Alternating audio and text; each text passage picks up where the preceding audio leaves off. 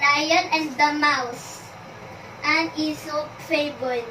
One day, a mighty lion was tired from hunting all morning, laying down taking nap under a large shade tree.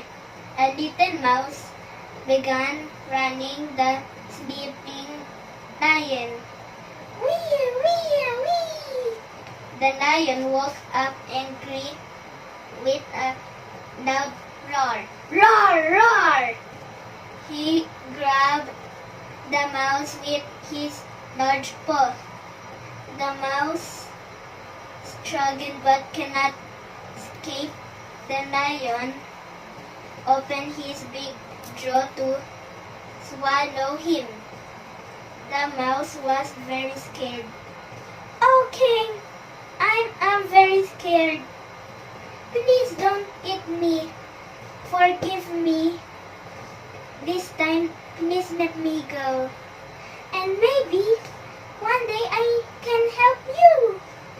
The lion pitied the little mouse, so he lifted his paw and set the mouse free.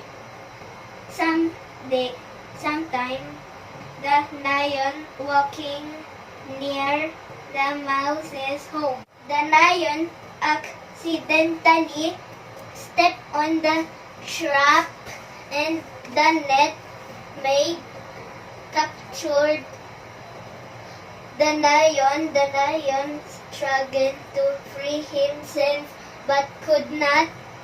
His angry roar, roar, roar, roar, heard all over the forest. The mouse heard the lion cries. The king is in trouble. I must return the favor. The mouse ran to the trap and started biting the thick ropes.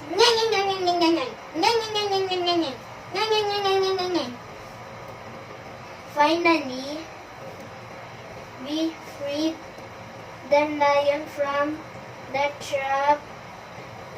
Thank you, mouse. Live happily in the forest. You saved me now. You are the prince of the forest. You can play on my body.